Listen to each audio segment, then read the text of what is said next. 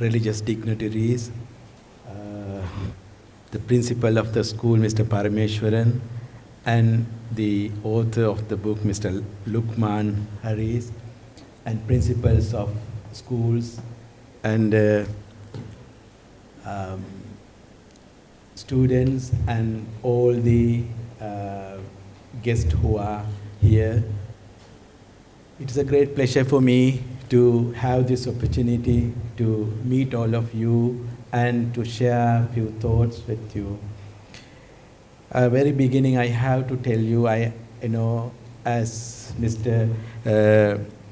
Lukman mentioned, they came to, when they came to invite me for this program, I was preparing, I was getting ready to leave to Sydney, Australia, to attend a conference that is Tirukkural International Conference.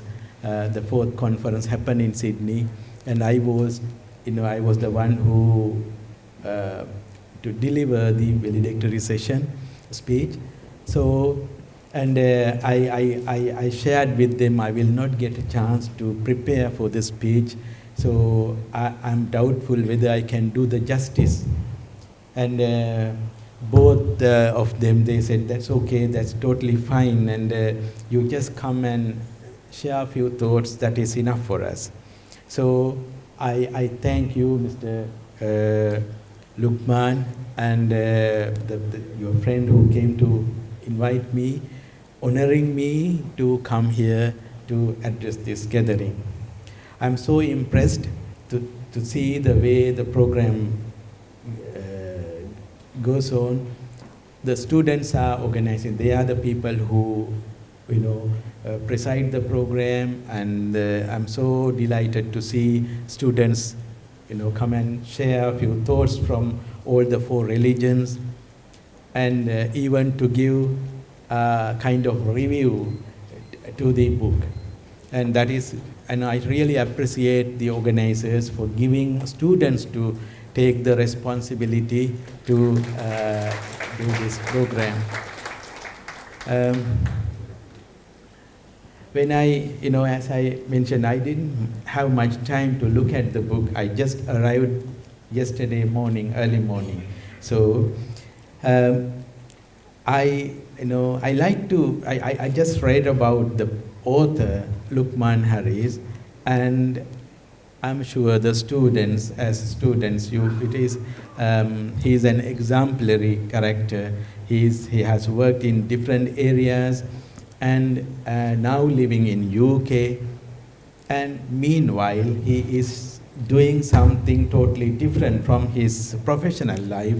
He's writing stories, collecting them, and then come back to the country where he was born and where he got his education. And there are so many messages to learn from him. I'm sure someone who has gone to UK no need to come back. And why he come back and share these stories with you? I think we all who are born to this island, we have a debt to pay back. We get the education from the people's money. And I always teach my students there, don't respect me, don't think that I am doing a great job for you, I am paying back. Your parents have spent lots of money for my education, so I have a duty to, it is what I am doing, it is not something you have to thank for me. So we all have that, that responsibility. So I really appreciate. And Mr. Lukman, I think you are an example for the students. And to go into my speech, what I like to share with you. When we think of stories, I'm sure every one of us can remember who narrated stories when we were young. Can you remember who told you stories when you were young? That's your mother or grandmother. I'm sure Mr. It is our mothers and grandmothers who told stories when we were young. And through those stories, they enlarge our horizon, the way we think, our capacity to imagine things. And I think they are the people who helped us to develop our imaginations, to create things in our mind. So I was thinking about women when I saw this storybook. And today I uploaded one video, a speech I have delivered 1 year back. That was there was a celebration of 20th year of higher ordination of Buddhist nun in Sri Lanka. It happened in Vihara Mahadevi Open Theatre. I was the chief speaker there, and I could not upload it to the YouTube, but today I did it, and if you wish you can watch it. There I was talking about women in Buddhism and the nature of the situation of the bhikkhunis or nuns who have renunciated their life and who want to develop their spiritual life, what kind of life they have and why, that is what I was talking in that speech. When I was coming to participate in this program, one of my friends, she is Islam sister. I have friends from all the communities, Tamil, Muslim, Burgher, and and she was she was not happy today, and she was talking about something related to the age of marriage thing that is going on today in this. And then she was telling that even our signature is not counted for marriage. How come? Are we dolls? That is what she told. I said, no, sister, don't worry. There will be, it is not easy to there will be moderate people who will share views, who will stand for, and and I have no right to say anything about this issue. It is up to the, as a Buddhist, I cannot say anything. It is up to you people to think how to go. But as a Buddhist monk, I can talk about how female and the nuns are treated in Buddhism. That I can tell. That I can share with you. You will, after the passing away of the Buddha, third month of passing away, the leading 500 monks came together to collect all the teachings of the Buddha. There, Ananda was the Buddhist monk who was with the Buddha, most of his, time. He was the assistant. So Ananda knew most of the teaching. So Ananda, without Ananda, they couldn't do the council. So Ananda was invited. And they conducted the whole council and collected all the teachings, and then they divided among themselves who will be in charge of this section or that section, because you have to take it orally. And after the council was over, then they made five major accusations against Ananda. Out of these 5, 2 are very important. One is, Ananda, you are the one changed the mind of the Buddha. You are the one who persuaded the Buddha to give the nun who do. You are the one who changed the mind of the Buddha to give permission women to enter into Buddhist order as nuns. You have done it is a wrongdoing. So apologize. That is one. The second one was the most important. The other one, Ananda, you permit, you allowed women to worship the Buddha soon after he passed away. Okay? You gave the permission to women to worship the Buddha first once he was passed away. And you made the Buddha's body unpure, unclean by the tears of women. Okay? And then you have to apologize for that wrongdoing. Anand, he did not accept that he has done something wrong.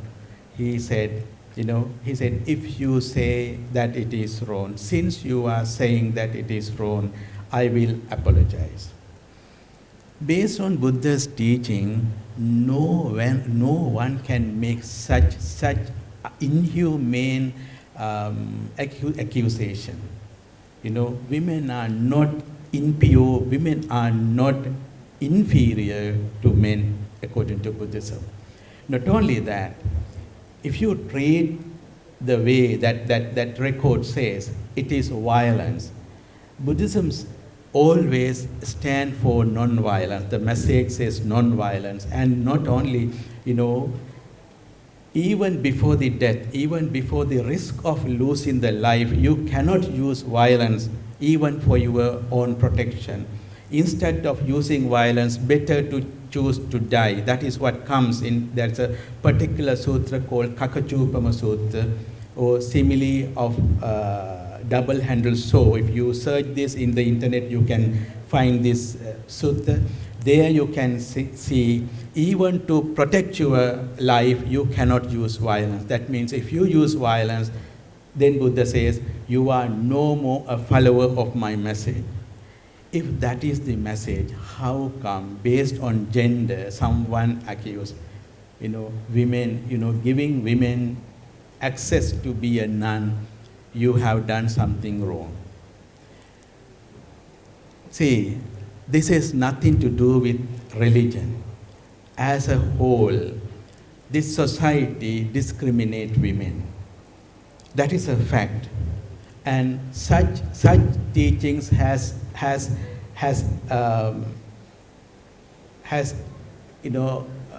enter into religious text in the name of a religious leader or in the name of religious saints or whatever.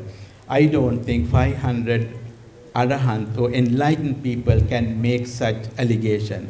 If they have done that, they are no more. They cannot be such high people, enlightened people.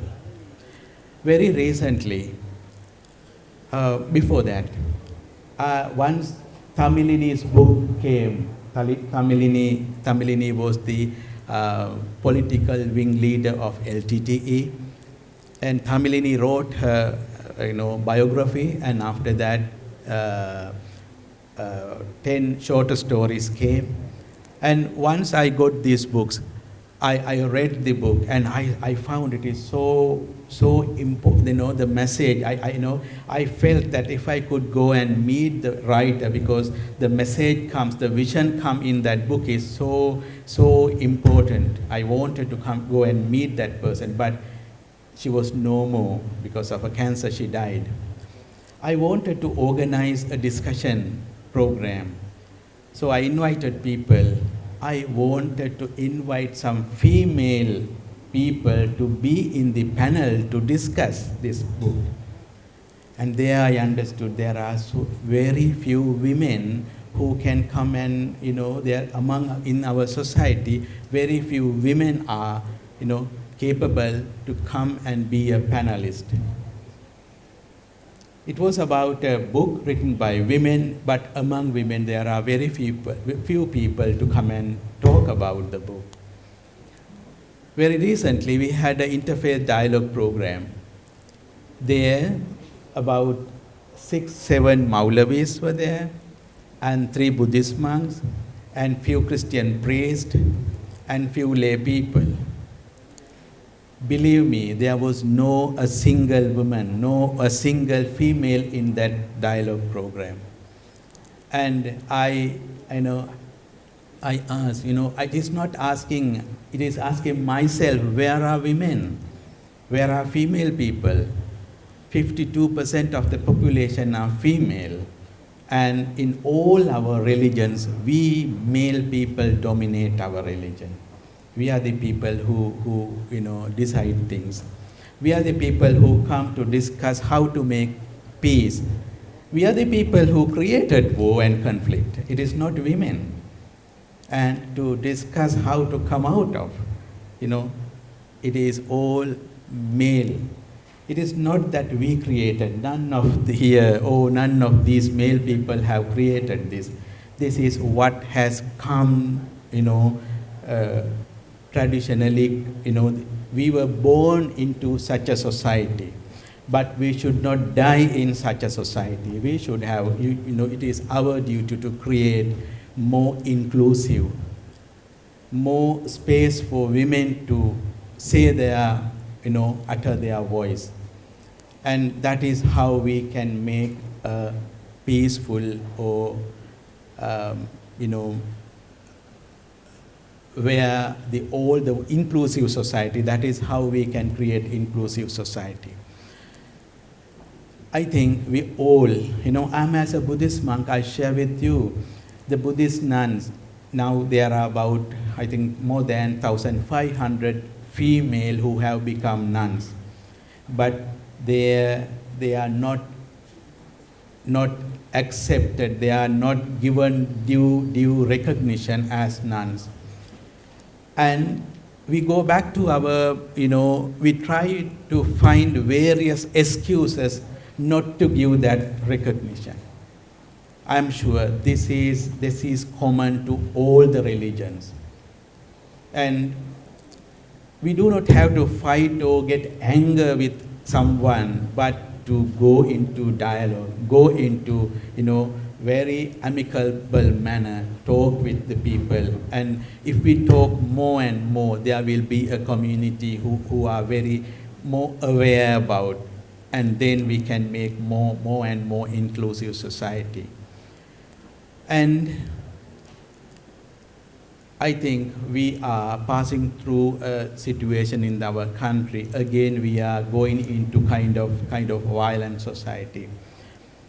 If we give women to raise their voice, and they will tell, sometimes they can bring a solution, they can bring an answer. Instead of male people are dominating the dialogue, let women to female to talk, from Hindu, from Islam, from Buddhist, from Christian, they will tell totally different answer. What I try to share with you, we need a paradigm shift. We like to tell, okay, Islam people, Maulavis, you are good, you are peaceful. We Buddhist monks, we are good, we are peaceful. Our way of discrimination, okay, we will look after that. Your problem, you look after. And at the end, we all are doing the same thing without addressing our, challenging questions. We discuss our problems very superficial manner. I think, no, we have to go into deep levels. Then only we can find solutions. I think this book tells stories from all the religious traditions and secular traditions. And among them, stories from Quran and Prophet Muhammad, Jesus from Bible, and Jewish stories from Buddha, then Hindu scriptures, Sikh stories, Sikh tradition, Jain, Confucianism from China, Sai Baba.